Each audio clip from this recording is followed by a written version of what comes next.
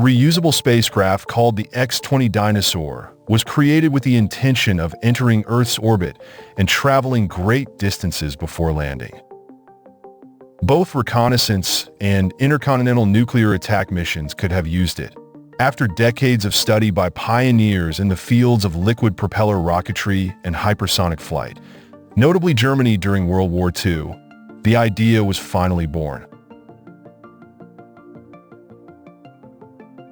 The Dyna-Soar was supposed to be used by the U.S. Air Force as a weapon against the Soviet Union. Astronaut Neil Armstrong contributed significantly to the project by helping to figure out how pilots might eject the glider in the event that the rocket detonated.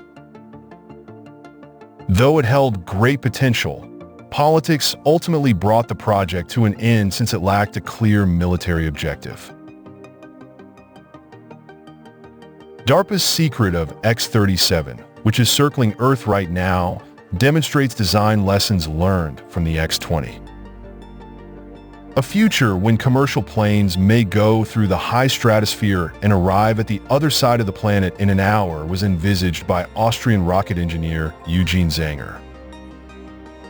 The Silva Vogel, a suborbital bomber fueled by rockets intended for the German Luftwaffe, was conceived in the late 1930s by him and mathematician Irene Britt.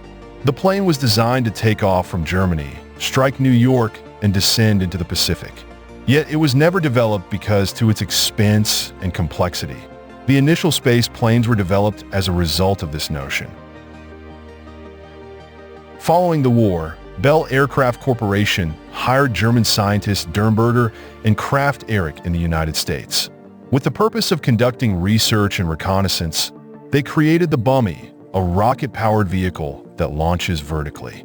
After the X-15 hypersonic rocket-powered aircraft was developed, the Bummy project was combined into the Dyna-Soar project. The United States Air Research and Development Command proposed a three-phase program in 1957 to develop a vehicle fueled by rockets for use in bombing and surveillance operations. The research vehicle, reconnaissance stage, and bomber variant of the Dyna-Soar, so named because of its dynamic landing profile, were developed in three stages. Phases 1, 2, and 3 were devoted to the development of a research vehicle, reconnaissance, and bomber variant, respectively. A working weapon system was anticipated to be shown in 1974, while the Dyna-Soar was scheduled to conduct its first glide test in 1963.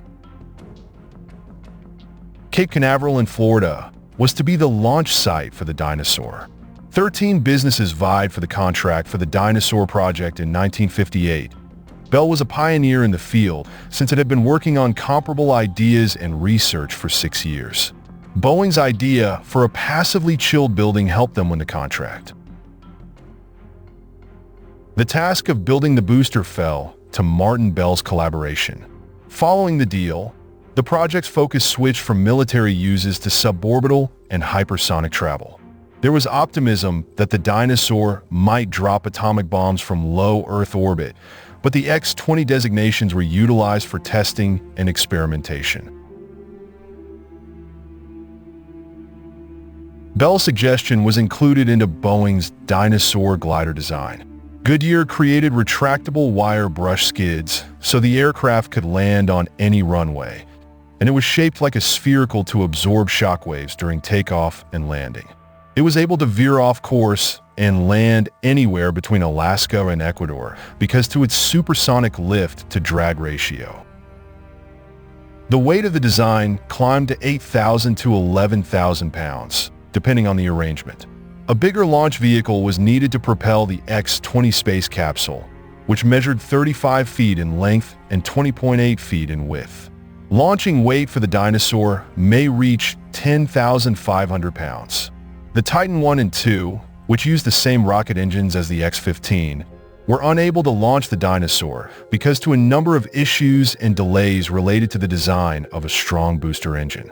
To propel the Dyna-Soar into low Earth orbit, the Titan 3, which had two modified 10-foot diameter motors, was selected as a booster. Before altering its orbital inclination for bombing and surveillance missions, The glider would stay attached until it entered orbit. Aside from pursuing hostile space-based targets, the spacecraft may potentially reunite with satellites. But because the Dyna-Soar skipped through the atmosphere, it was never regarded as a fully orbiting spacecraft. With an operational cockpit equipped with instruments, life support gear, and an ejection seat limited to supersonic speed, the X-20 would be piloted by manual controls and automatic augmentations. The cockpit was crowded with circular switches and dials, yet it was also clean and simple. Rene 41 superalloy was used in the construction of the Dyna-Soar spacecraft, which was intended to survive elevated temperatures brought on by hypersonic velocity and friction during re-entry.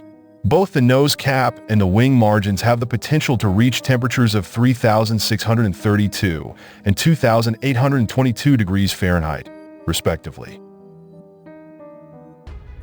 Zirconium shielded the nose cap. The construction was passively cooled by water barriers inside the sections. Although the design was under ongoing dispute, former Air Force Chief Historian Richard Hullyon said the Dyna-Soar was a might have been with no unfixable problems. To create a successful launch abort procedure in the event of a rocket explosion, astronaut Neil Armstrong was chosen to pilot the Dyna-Soar in 1960. Only 100 feet above the Earth, the pilot would be on their back while the Dyna-Soar's nose pointed skyward, launching the engine to reach a safe height, gliding down, and making a successful landing were Armstrong's final thoughts on the matter. By simulating the aerodynamic properties of the Dyna-Soar, he tested this idea in a Douglas Skylancer. During the Dyna-Soar launch, Armstrong's effort was essential in guaranteeing pilot safety. Using a Dyna-Soar model that mimicked the Cape Canaveral launch pad and runway, Armstrong carried out a test. Armstrong launched the plane over the mock launch port and began a rapid ascent up a sheer vertical face. At 8,000 feet, he made a safe landing, confirming his assumption. In 1962, Armstrong departed from the program to become the first man to set foot on the moon by joining NASA's astronaut corps. Over 8,000 piloted hours were accrued by the simulated X-20. Significant obstacles had to be overcome during simulated test flights for the Dyna-Soar project, which had been a major advancement in high-temperature material research. In 1963, the program's military reconnaissance version was axed and the Stage 3 bomber design was scrapped. As an X-20 project, it was never going to be produced on a big scale. NASA's Mercury program, which emerged as a more effective space exploration program, competed with the Dyna-Soar.